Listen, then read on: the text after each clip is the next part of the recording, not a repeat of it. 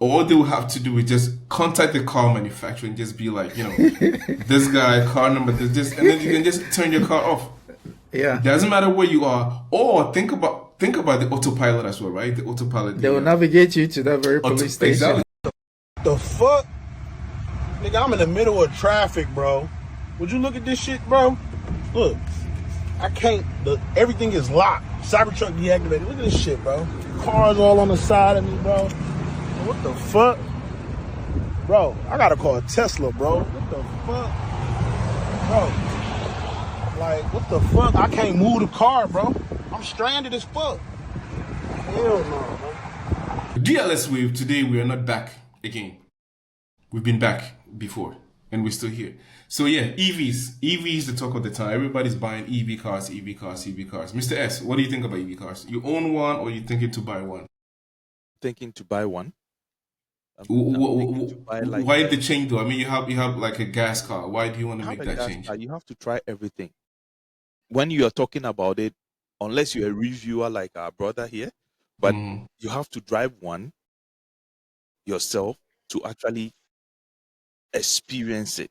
And when you are discussing it or you are talking about it, you talk with Vim.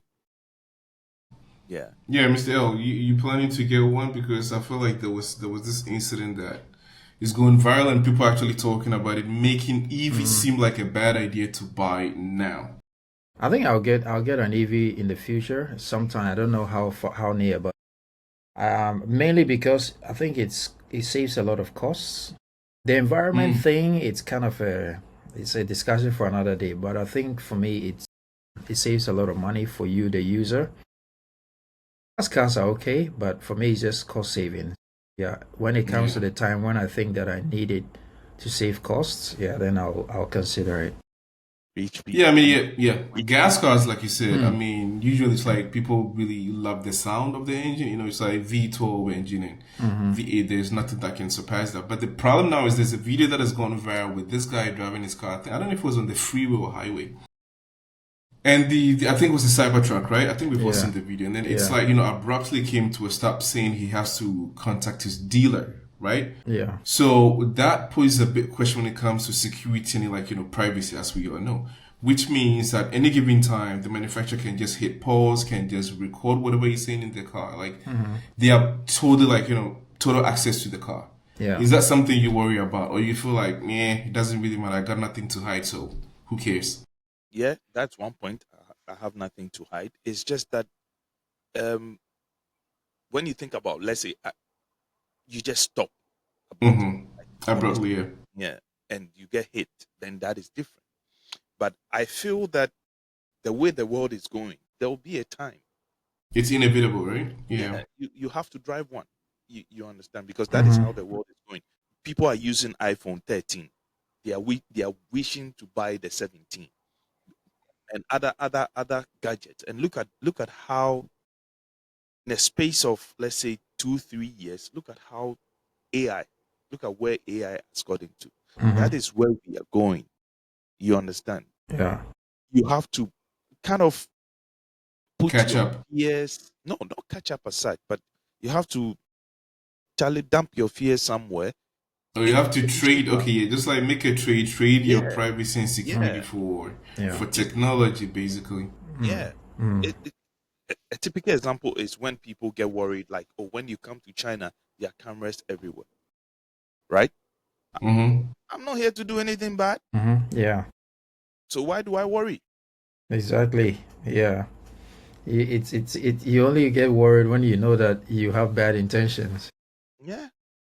Yeah, but it just I don't think it's about bad intentions per se. I think it's just people just thinking like, certain spaces are just private. It's like it's my space, Nobody should have access to that space. But because people do different things in cars. I mean, it doesn't matter like doing something bad or not, but they don't want their like private stuff to be all out there. Yeah, go on. Sorry. I want to chip in this. Listen. If you take about 100 e-cars, right? EVs, right? This is the second or third time something like that has happened. What about the 1997? You understand? So for me, yes, you can ask those questions, but it shouldn't stop you from enjoying something new. You understand? Yeah. That's all my. Yeah, L. That's what I was saying. I mean, it's like I understand people myself. I don't really have like anything to hide, so it's all good. I mean, record me, listen to my conversation. I don't really care, but you don't really think there are some things that are a little bit what's the word, like, sacrosanct, so to speak. It's like you in your own little space, right? Yeah, yeah. Whatever you do in the whatever you say, it's your thing. You know, it belongs to you. You don't want it. You don't want somebody having that footage or that voice note or whatnot. Yeah, yeah, I definitely agree. I mean, I was talking about if you don't have any bad intentions, that was related to the people coming to China and thinking there are two cameras thing. But I think, yeah, I agree.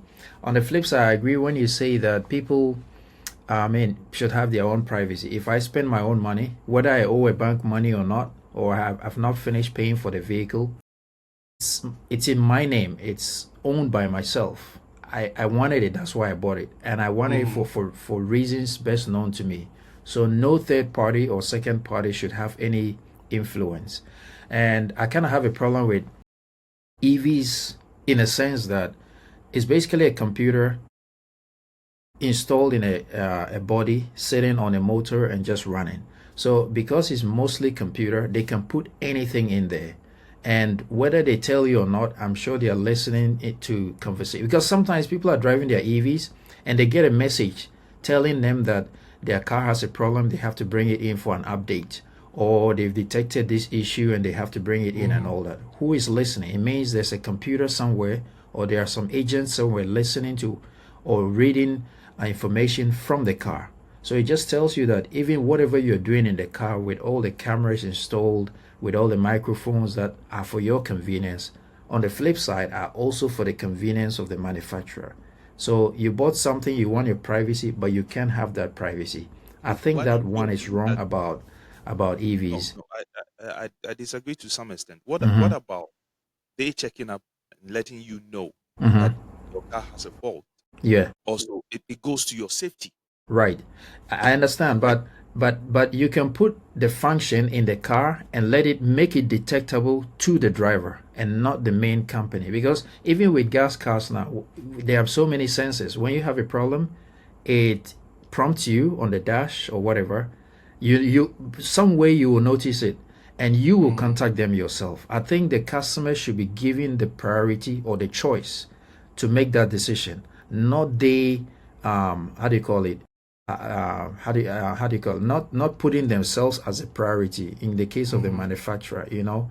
So if there's a problem, the car should prompt me and tell me that your car has this problem, contact this, not Yeah, they but is it calling not you the and same? telling Is you. it not the same? It's just an AI voice telling you something. Is it not the same? Like, No, not really. Now with some of the new EVs, actually, they will put a message on the screen and someone will actually call you, which means that they are monitoring whatever is happening on Yeah, the no doubt, in a no doubt, car no doubt. Of course, 24/7. no, the whole thing is literally like built on service, right? It's all the information you get, it's all uploaded to a server that is gonna like bring it. I mean, think about the updates you get in the car. It's all over the air, right? It's not like you need a USB stick to put into the slot. It's all over the air. So there's literally a Yeah. server that is collecting all the information. Because don't forget, the companies also do need these feedbacks Yeah. to make the future generation cars better, right? So Yeah. I don't know, it's a really dicey situation, but the point is, are we really headed in the right direction? Because somebody made this argument, right? That there's gonna be a time, whether you owe a bank money or the cops are looking for you or whatever the situation may be, all they will have to do is just contact the car manufacturer and just be like, this guy, car number, this, and then you can just turn your car off. It Yeah. doesn't matter where you are. Or think about the autopilot as well, right? The autopilot, They will navigate you to that very police exactly, station. autonomous driving.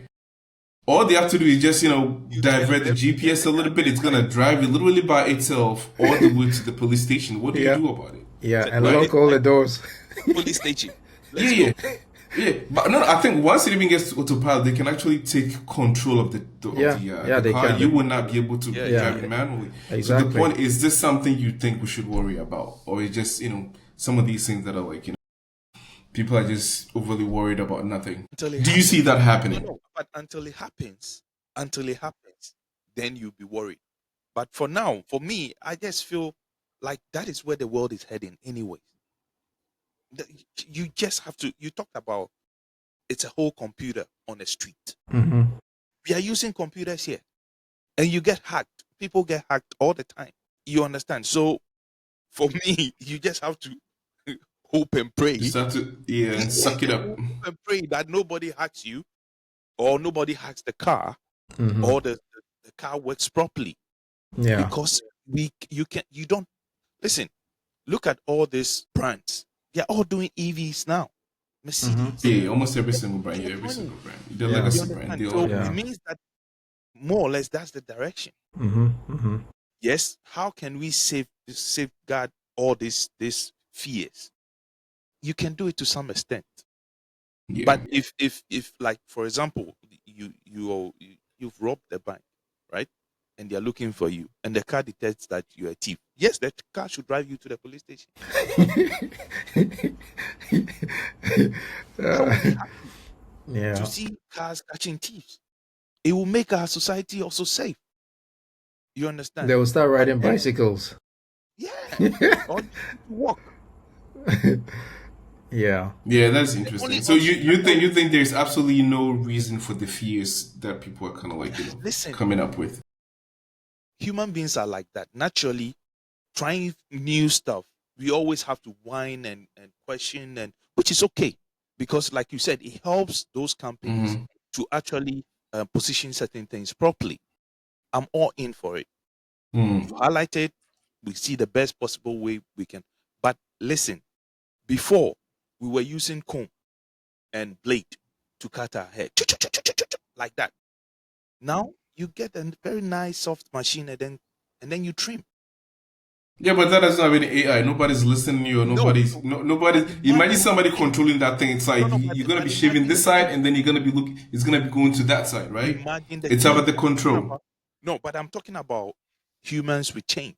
Every time there is something new that goes a little bit beyond our imagination, we tend to, hey, what about this? What about that? Which is okay. It's not that bad, but it's okay. We cannot listen.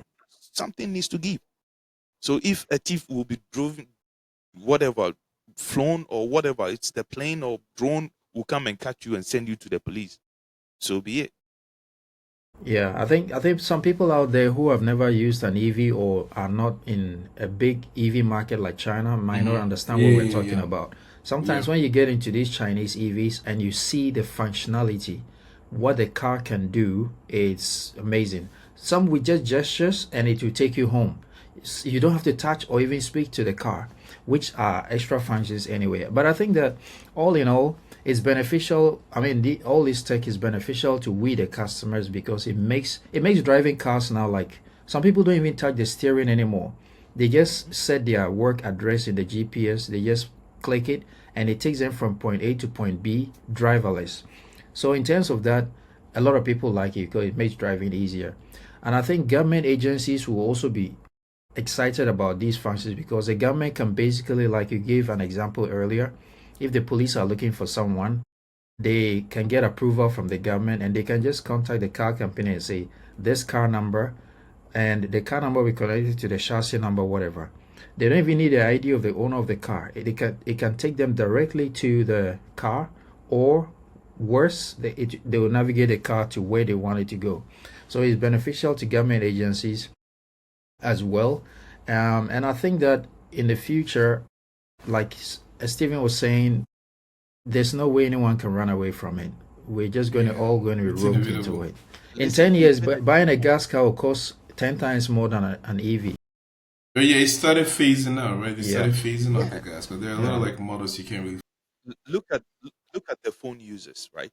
Look at the options a new phone gives you, right? Yeah. They come up with this amazing AI video, 5K, 7K, 4K, and those things, right? Yeah. And the moment you buy one, you are just waiting for the new one. Because that is where we are heading to. So yes, I do have my reservations and some few questions and some few worries, but it's not in my head. Yeah. Yeah. Yeah, I get it. I like that part when you said, some things gotta give, because I feel like in life there's always a trade-off, right? In order to elevate yourself, elevate society, or get better at doing things, or things being upgraded, you always have to trade it for something, right? Yeah. It's like a relationship. When you enter that, you gotta let some of your boys go, right? You can't have it both ways. You Yeah. want to take a flight, you gotta get frisked, right? You got somebody there touching your whole body, which is pretty weird. But then that's for security, right? So it's like you always got to trade something for something else. So I think the trade-off is like, having all this, like you said, functions, and also all these mobility, right? It's like you can not there, like, what you call it, driverless ones. You can literally sit in the driver's seat, the passenger seat, keep working, the car just drives on its own. So it's all amazing to a degree, because you can get so much done in very little time. Yeah. But then you have to trade it for sometimes your security or privacy, so to speak, right? So I guess it's a give and take kind of thing. So Yeah.